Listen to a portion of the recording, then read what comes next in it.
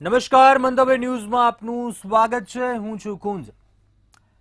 દેશના હાઈવે આપને કહેવા જઈએ છેલ્લા ઘણા સમયથી એવા લોહીલુહાણ અને કાળમુખા બની રહ્યા છે।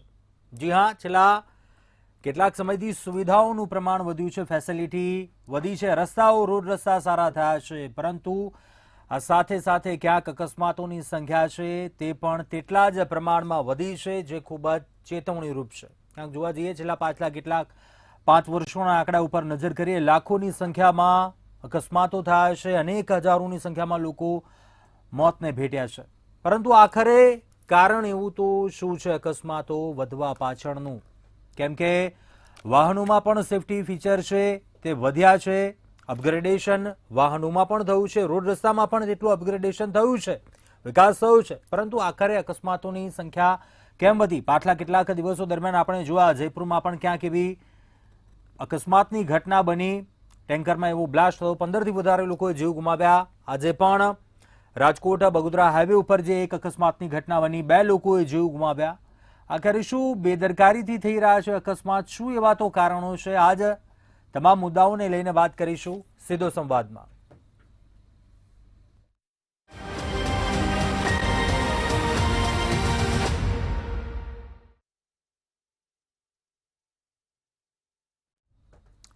તો આજ મુદ્દે ચર્ચા કરવા માટે આપણી સાથે જોડાયા છે પ્રફુલભાઈ ત્રિવેદી, મંતવ્ય ન્યૂઝના એસોસિએટ એડિટર છે, નિલેશભાઈ બીજેપી નેતા છે, સાથે અશોકભાઈ પંજાબી જે કોંગ્રેસ નેતા છે। આપ તમામનું સ્વાગત છે આ ચર્ચામાં। સૌપ્રથમ પ્રફુલભાઈ, આપને પ્રશ્ન કરવા માંગુ છું, આખરે લોકોમાં શું ટ્રાફિક અને વાહન ચલાવવાની જાગૃતિનો અભાવ છે? અકસ્માતના આંકડા કેમ સતત વધી રહ્યા છે? અપગ્રેડેશન રોડ રસ્તાઓમાં પણ થયું છે, સાથે સાથે અકસ્માતોની પણ સંખ્યા ક્યાંક તેટલી જ વધી છે, તે ક્યાંક એ ચિંતાજનક બાબત છે। કઈ રીતે જોઈ રહ્યા છો આપ? કુંજ, અકસ્માતોની સંખ્યામાં એટલા મોટા પ્રમાણમાં વધારો થયો છે કે લોકો માટે ચોક્કસપણે એક ચિંતાનો વિષય જન્મ્યો છે। કેમ કે રોડ ઉપર ગયેલી વ્યક્તિ જો સહેજ પણ એણે આડાઅવળું વાહન ચલાવ્યું કે ઓવર સ્પીડમાં ચલાવ્યું તો ચોક્કસપણે અકસ્માત થવાનો જ છે। એટલે સૌથી પહેલી જે બેદરકારી છે ને એ વાહન ચાલકની, ડ્રાઈવરની છે। કારણ કે સરકારે રોડ સારા કર્યા, વાહનો છે એ વિદેશી બનાવટના આવ્યા કે જેમાં એવા ફીચર્સ છે કે તમે જો થોડું પણ ધ્યાન રાખો તો તમે અકસ્માત નિવારી શકો। પરંતુ પહેલી બેદરકારી છે એ ડ્રાઈવરની છે। અને પછી તો જે આપણે બેદરકારી, કોઈ વખત રોડની ડિઝાઇનિંગની ખામી હોય છે, કોઈ વખત રોડમાં ખાડા પડેલા હોય છે અને લાંબા સમય સુધી પૂરાયા હોતા નથી, એને કોઈ વખત બ્રિજ કઈ જગ્યાએ નબળા હોય છે। પરંતુ મહદઅંશે જે લોકો બેદરકારીથી વાહન ચલાવે છે એ લોકો ચોક્કસપણે જવાબદાર છે। જે 20 ડિસેમ્બરે તમે યાદ કર્યું કે જયપુર અજમેર રોડ ઉપર જે દુર્ઘટના સર્જાઈ હતી, એવી જ દુર્ઘટના એ જ પ્રમાણેની આજે બાવળા અને બગોદરા વચ્ચે જે અમદાવાદ રાજકોટ રોડ છે એના ઉપર સર્જાઈ હતી। અને એમાં જે એક આઈસર ટ્રકનું ટાયર ફાટતા એ સામેની બાજુ જતી રહી હતી ને ત્યાંથી આવતી ટ્રક સાથે અથડાઈ હતી અને એ દરમિયાન 4 વાહનો અથડાયા હતા। આ 4 વાહનો અથડાયા, એમાં એક બ્લાસ્ટ થયો ને આગ લાગી। એક ટ્રક છે એમાં કાપડ ભરેલું હતું એટલે આગે મોટું સ્વરૂપ લીધું। આમાં જે અંદર બેઠેલા 2 જણા હતા એના મૃત્યુ થયા અને બીજા 2 ઘાયલ થયા છે। અને જે આઈસર ટ્રકો હતી એમાંની મોટા ભાગની બળીને ખાખ થઈ ગઈ છે। હવે આ જે દુર્ઘટના છે એવી જ દુર્ઘટના 20 તારીખે 20 ડિસેમ્બરે જયપુર અજમેર રોડ ઉપર બની હતી। અને એમાં એલપીજી ભરેલું જે ટેન્કર હતું એ ટ્રક સાથે અથડાયું, એનો ગેસ લીક થયો, હવામાં ફેલાયો અને આગ લાગી।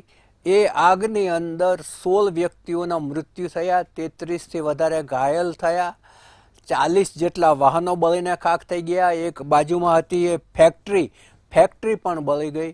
એક એવી લક્ઝરી બસમાં આગ લાગી હતી કે જેમાં 34 પેસેન્જર હતા, એમાંના 20 પેસેન્જર દાઝી ગયા, બાકીના પેસેન્જરો ઉતરી અને એ પેસેન્જરો 14 જેટલા પેસેન્જરો અને ડ્રાઈવર કંડક્ટર ક્યાં ગુમ થઈ ગયા હજુ સુધી કોઈને ખબર નથી.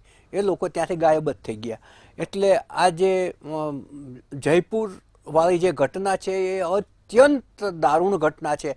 કારણ કે LPG લીક થયો એ તે વાતાવરણની અંદર આખી આગ લાગી ગઈ હતી અને 200 મીટર સુધી આગ હતી અને એ જે ધડાકો થયો હતો એ ધડાકો દૂર દૂર સુધી લોકોએ સાંભળ્યો હતો અને આ જે મોટી દુર્ઘટના જે સર્જાઈ. હવે આવી ઘટનાઓ કેમ વારંવાર સર્જાય છે બહુ મોટો પ્રશ્ન છે. આપણે 17 ડિસેમ્બરનું યાદ કરીએ તો ભાવનગર પાસે જે ત્રાપજ ગામ છે એમાં ભાવનગરથી મહુવા એક ખાનગી લક્ઝરી બસ જઈ રહી હતી. એક ઊભા રહેલા ટેન્કર સાથે અથડાઈ અને એમાં 6 લોકોના મૃત્યુ થયા અને 10 લોકો ઘાયલ થયા. 15મી નવેમ્બરની વાત કરીએ તો ભરૂચ અને અરવલ્લીમાં 2 અલગ અલગ અકસ્માતો થયા હતા. એમાં 2 બાળકો સહિત 8 વ્યક્તિઓના મૃત્યુ થયા હતા. તમે રોજે રોજ તમે અખબાર ખોલીને જુઓ કે ટીવી ચેનલ ઓન કરીને જુઓ, તમને અકસ્માતોના સતત સમાચારો મળતા રહે છે. આપણે ટ્રાફિક પોલીસની ઘટ છે, CCTV કેમેરા જે ઠેર ઠેર લગાવ્યા છે એ કાર્યાન્વિત નથી, એની કોઈ ડર પેદા થયો નથી. શું કારણ છે? ક્યારેક તો જે ડ્રાઈવર છે દારૂ પીને અકસ્માત કરે છે. પીધેલા લોકોને ડ્રિંક એન્ડ ડ્રાઈવની મનાઈ હોય છે. માત્ર આપણે ગુજરાતમાં દારૂબંધી છે એટલે નહીં, જે રાજ્યોમાં દારૂની છૂટ છે ત્યાં પણ ડ્રંક કર્યા પછી ડ્રાઈવ કરવાની છૂટ નથી. અનેક દેશોમાં, સુધરેલા દેશોમાં પણ એ મનાઈ છે. પણ આપણે ત્યાં આવા લોકો પીધા જ કરતા હોય છે. તમે જો દહેગામ પાસે એક જે એક્સિડન્ટ થયો હતો, જે ક્રિએટા કાર એણે હવામાં ઉડાડી હતી, રોડ ડિવાઈડર કૂદીને સામેની સાઈડમાં ગયો, ત્યાંથી એક્ટિવા ચાલક બિચારો મરી ગયો. અને એના જે તમે દ્રશ્યો જુઓ તો રીતસર એ કાર હવામાં ઉડીને ઉતરી હોય એવા દ્રશ્યો લાગતા હતા. એટલે કેટલી સ્પીડમાં ચલાવતા હશે.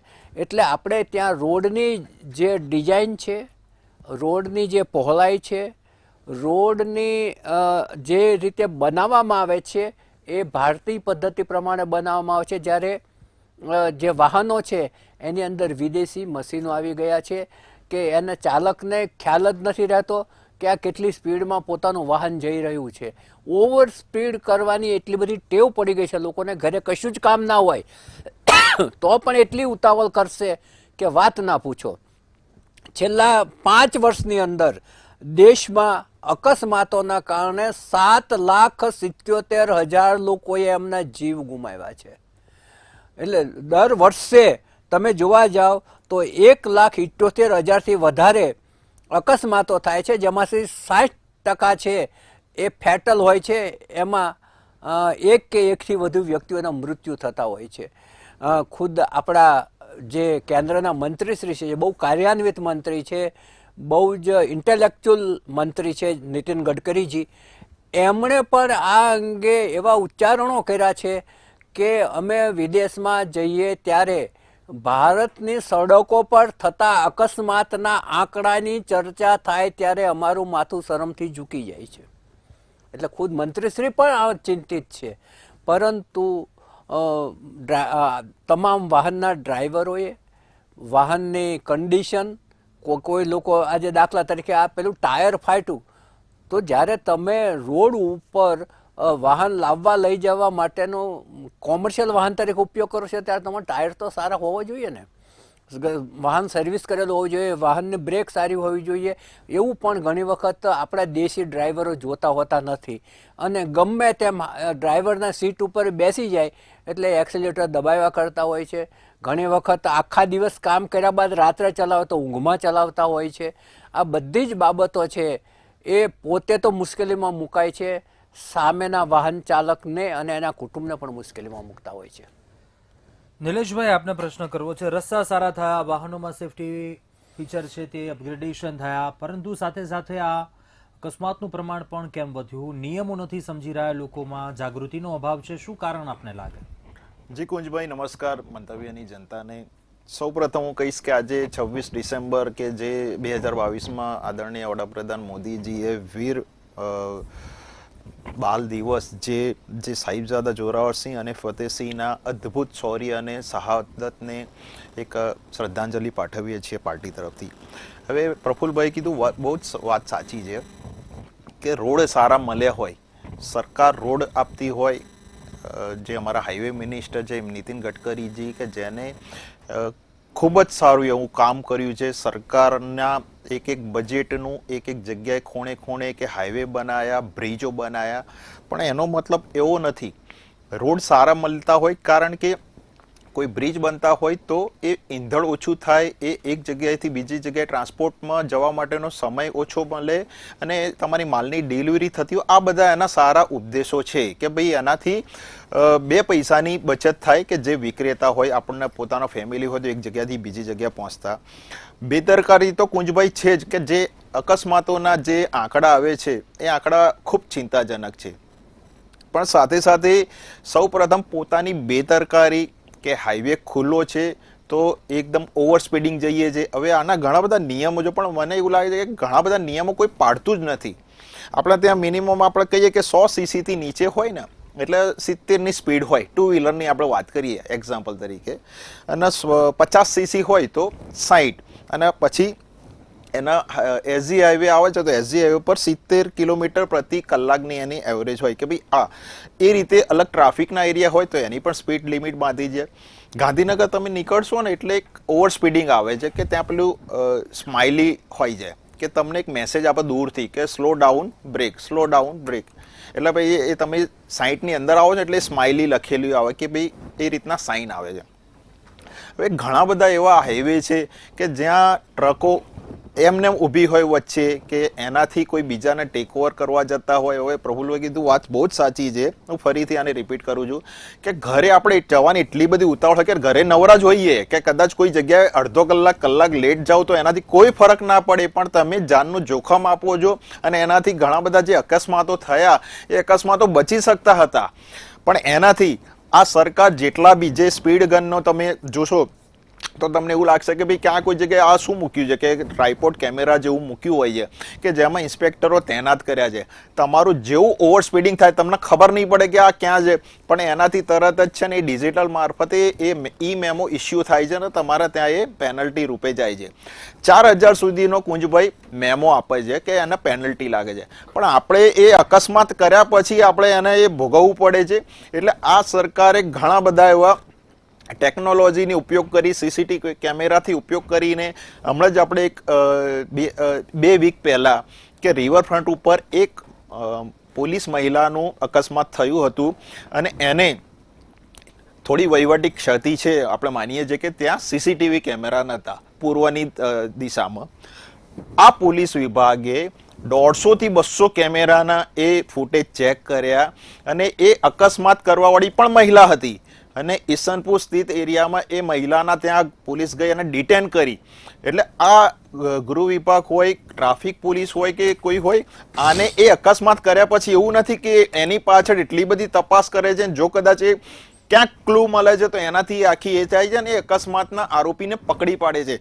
પણ આપણો આશય એ નથી કે એને પકડવું, આપણો આશય છે, ગુજરાત સરકારનો આશય છે કે એ અકસ્માતો ઓછા થાય, એનાથી એ જીવનું જોખમ ઓછું થાય, અને આના આંકડા નીચે લાવી શકાય. એ માટે સરકાર તંત્ર, નીતિન ગડકરીજી પોતે એ વિદેશોનો અભ્યાસ કરે છે, ત્યાંના લોકોની જોડે વાતચીતની આપલે કરે છે, કે આને આપણે ઇન્ડિયનના રોડમાં કઈ રીતે લાવી શકીએ, કઈ રીતે આને સૌથી બહેતર રસ્તા બનાવી શકીએ. અશોકભાઈને સાંભળીએ આપણે. અશોકભાઈ, આપને શું એવું લાગે છે, શું નિયમો એવા હળવાશથી લઈ રહ્યા છે લોકો ક્યાંક, કે રસ્તા સારા છે, અપગ્રેડેશન ક્યાં જરૂરી છે, શું બદલાવ આપને એવું લાવવાની જરૂર લાગે? છેલ્લા 5 વર્ષમાં જે અકસ્માતો થયા છે એમાં બહુ ચિંતાજનક ને આઘાતજનક આંકડાઓ સામે આવ્યા છે. 1,71,000 લોકો, આ દેશના નાગરિકો દર વર્ષે મૃત્યુને પ્રાપ્ત થાય છે અકસ્માતોની અંદર. એક બાજુ આપણા જે સડક મંત્રી છે, રોડ ટ્રાન્સપોર્ટ મિનિસ્ટર છે, એમની આપણે જાહેરાતો ઘણીવાર સાંભળે છે ને બહુ સારી પણ લાગે છે, અને આવી રીતે રોડમાં આટલું ખર્ચો કર્યો બધું કર્યું, બરાબર છે. પણ સવાલ વ્યવસ્થાનું છે. તમે રોડ કેટલું પણ સારું બનાવો, પણ ત્યાં પોલીસવાળા જ ન હોય અને પોલીસવાળો વ્યવસ્થિત રીતે ચેક જ ન કરે, તો આમાં આ પ્રકારના ડ્રાઈવરો પણ ટ્રકોની અંદર હોય છે, કે જે ક્લીનર હોય છે, ક્લીનરને પાસે બેસાડી રાખે છે ડ્રાઈવર, અને ડ્રાઈવર જ્યારે થાકી જાય અથવા તો ઊંઘ આવે તો પોતે બેસી જાય છે ને ક્લિયરના હાથમાં ટ્રક આપી દે છે અને ક્લિયરને બરાબર ટ્રક ચલાવતું આવતું નથી, તો એ જે છે એ ધૂમ પછાડા કરીને જોરદાર તરીકે ટ્રક ચલાવે છે ને એ અકસ્માતનું પણ કારણ બને છે. આપણે અમદાવાદમાં જોઈએ તો જે પોલીસ સહાયક છે, પોલીસ સહાયક 8 કલાક 10 કલાક 12 કલાક કામ કરે તો એમને લગભગ 8,000 પગાર આપવામાં આવે છે. હવે આ રાજ્ય સરકારને વિચારવું જોઈએ કે કોઈ પણ સરકાર હોય કે 8 કલાક 10 કલાક 12 કલાક રોડ ઉપર ઊભો રહીને કામ કરનાર પોલીસ સહાયક જે છે એને તમે 8,000 પગાર આપો એનો શું મતલબ છે? એ મજાક સિવાય બીજું શું છે? એટલે ઘણી બાબતોમાં એવું લાગે છે કે સરકાર પોતે આ બાબતમાં જેટલી ગંભીર હોવી જોઈએ, સરકાર પોતે આ બાબતની અંદર એટલી ગંભીર નથી. બીજી વસ્તુ આ છે કે આરટીઓ તરફથી જે લાયસન્સ આપવામાં આવે છે એમાં ભયંકર ભ્રષ્ટાચાર ચાલે છે. તમે ઘેર બેઠા બેઠા પૈસાની તાકાતથી લાયસન્સ પોતે મંગાવી શકો છો. આ ગુજરાત હોય કે હિન્દુસ્તાનનો કોઈ પણ પ્રાંત હોય, આરટીઓ ભયંકર ભ્રષ્ટાચારમાં ડૂબેલો એક એવો તંત્ર છે કે જેના કારણે કોઈને પણ જે છે પાકું લાયસન્સ મળી જાય છે, 6 મહિના પછી પણ મળી જાય છે, ભલે એને કાર ચલાવતા આવતી હોય કે ના આવતી હોય, ગાડી ચલાવતા આવતી હોય કે ના આવતી હોય, એવું હેવી લાયસન્સ પણ મળી જતા હોય છે. તો આ ઘણા કારણો આની અંદર સમાયેલા છે અને એ વાત સાચી છે કે આપણા દેશમાં અકસ્માતોની સંખ્યા ખરેખર બહુ આઘાતજનક છે ને 5 વર્ષમાં જો 7.5 લાખ લોકો અકસ્માતમાં મરી જતા હોય તો આનાથી વધુ આપણે શું કહી શકીએ છીએ? એટલે હું પ્રમાણિકપણે માનું છું કે એક સર્વવ્યાપી આ બાબતમાં એ અભ્યાસ જે છે કેન્દ્ર સરકારે કરીને રાજ્ય સરકારો ટેકો લઈને અને જ્યાં જ્યાં કમીઓ છે એ કમીઓ દૂર કરવાની કોશિશ કરવી જોઈએ. ફક્ત ભાષણબાજીથી અકસ્માતો બંધ થવાના નથી. આમાં આરટીઓને ઠીક કરવું પડે, આમાં પૂરતા પ્રમાણમાં પોલીસને મૂકવું પડે ત્યાં હાઈવે ઉપર. એની સાથે સાથે કંડક્ટર જો ગાડી ચલાવતો હોય અને ખબર પડી જાય સીસીટીવી કેમેરામાં તો એની સામે પણ પગલાં લેવાની તાકીદની જરૂર છે. અને જે લોકો ગાડીઓ કે કાર ચલાવતા હોય એમને પણ પોતાની મેળે સમશિસ્ત પાલવાની જરૂર છે. એટલે ટૂંકમાં આ જે અકસ્માતો થઈ રહ્યા છે એને કોઈ પણ સંજોગોમાં તમે બંધ ન કરી શકો, પણ 50% પણ જો થઈ જાય તો ઘણી રાહત થઈ શકે છે. નિલેશભાઈ, આપનું શું કહેવું છે? શું સુવિધા છે એ જે લોકો માટે મુસીબત બની રહી છે? આજે બદલાવ લાવવાની વાત કરી, કેટલાક પણ હજુ પણ એવા ડિપાર્ટમેન્ટ છે સ્ટાફની કમી છે, ઓછો છે એવો સ્ટાફ, નિયમો વધુ મજબૂત બનાવવાની જરૂર છે, શું માનવું છે? જે અશોકભાઈએ કહ્યું ને કે ભાઈ ટ્રાફિક પોલીસ છે ઓછી છે, ઘણી જગ્યાએ દેખાતી પણ નથી, એમાં ઘણું બધું તથ્ય છે.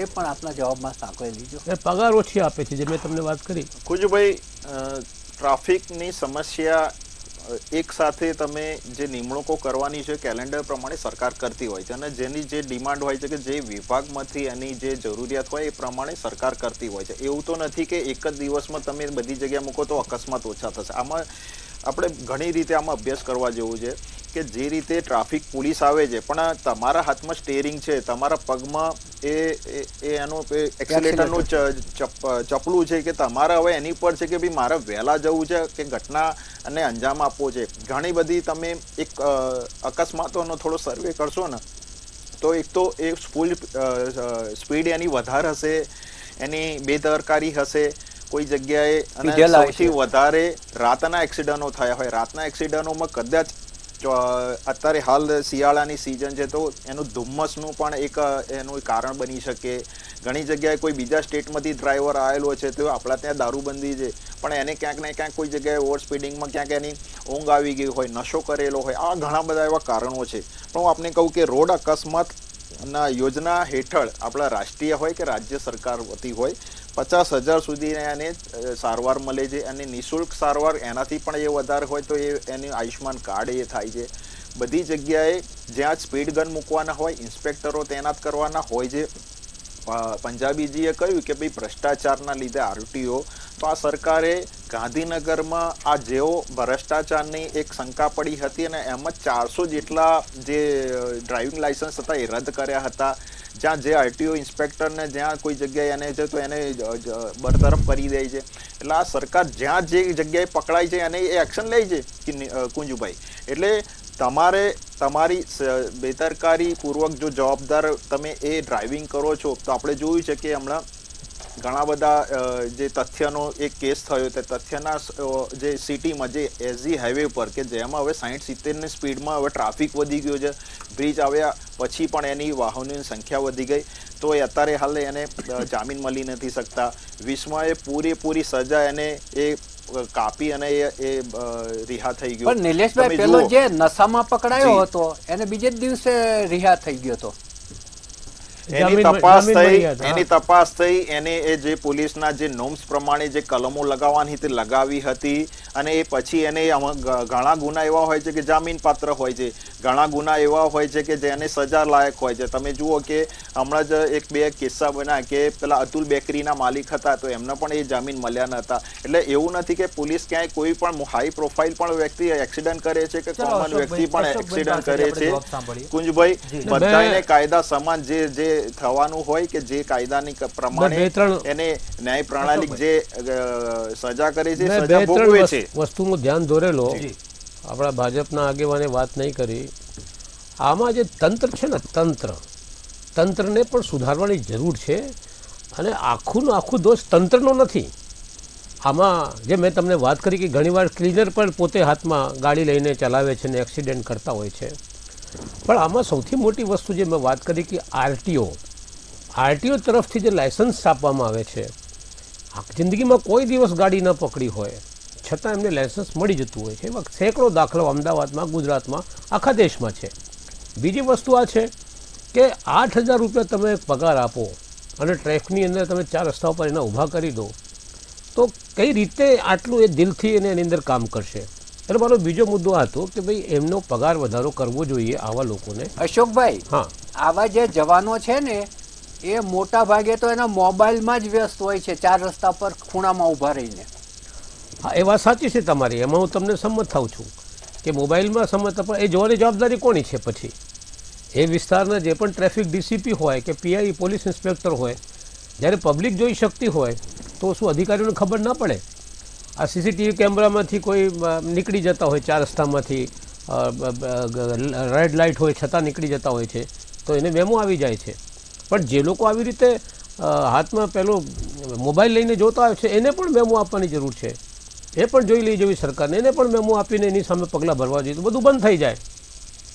કુંજભાઈ, 10 સેકન્ડ જોડીશ કે આરટીઓની વાત થઈ તો હું જોડીશ કે હવે એવા નીતિ નિયમો ઘણા સમયથી એવા કડક કરવામાં આવ્યા છે કે તમારી જોડે કદાચ તમારું લાયસન્સ એક્સપાયર થઈ ગયેલું છે અને એનોય સમય વીતી ગયો છે તો તમારે પહેલાંથી પ્રાયોરિટી કે જે નવા ડ્રાઈવર જે હોય કે એને લાયસન્સ કઢાવવાની જે પ્રક્રિયા હોય એને પહેલાં લર્નિંગ લાયસન્સ નીકાળવું પડે છે. લર્નિંગ લાયસન્સ પછી એ એક્ઝામ આપવી પડે છે અને એક્ઝામમાં એ વારંવાર ફેલ થતા હોય છે. હવે એટલું સ્ટ્રિક્ટ કરી દીધું છે કારણ કે તમે અહીંયા સ્કૂલથી જ તમે અહીંયા આરટીઓથી જ તમે એ કાર્યવાહી કરો છો કડક, તો એ રોડ ઉપર જે ચલાવે છે એ બેદરકારીપૂર્વક ચલાવશે નહીં. સરકારનો એ આશય અહીંયા પુરવાર થાય છે. ચલો, વાસ્તવિકતા તો ક્યાંક અલગ. પ્રફુલભાઈ, આપને પ્રશ્ન કરવો છે કેમ કે આ વસ્તુ જે ક્યાંક પોલીસ એવા અધિકારીઓની તંત્રની વાત કરીએ છીએ જે બેફામ સ્પીડમાં ચલાવે છે તે ચલાવે છે, ક્યાંક ઓવર લિમિટ કરતા એવા વાહનોમાં પણ આપણે જોયું છે વધારે પેસેન્જરો બેસાડ્યા હોય.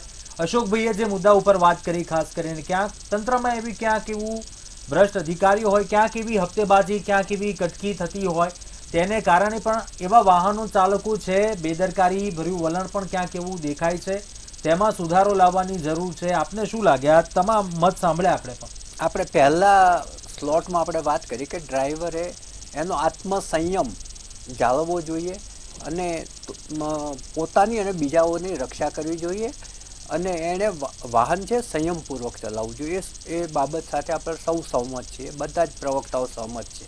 પરંતુ સાથે સાથે તંત્રની પણ એટલી જ જવાબદારી થાય છે કે જે રોડની ડિઝાઇનથી માંડી અને દાખલા તરીકે આજે ગાંધીનગર કહું, ગાંધીનગરમાં એટલા મોટા સર્કલ છે કે જ્યારે લાલ લાઇટમાંથી લીલી લાઇટ થાય ત્યારે બધા વાહનો અટવાય છે. જે લોકોને ગાંધીનગર જતા હશે એનો અનુભવ હોય છે.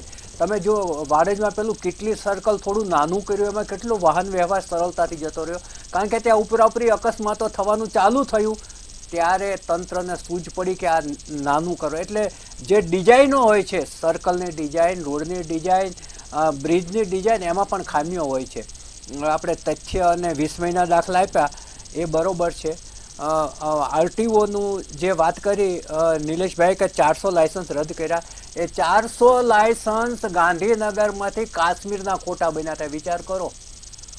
અને એ એક અહીંયા એજન્ટને ત્યાં કામ કરતો હતો, એ માણસને કંઈક નાનો કર્મચારી હતો, એને છૂટો કર્યો એટલે એણે ગાંધીનગરની દુકાન ચાલુ કરી દીધી હતી.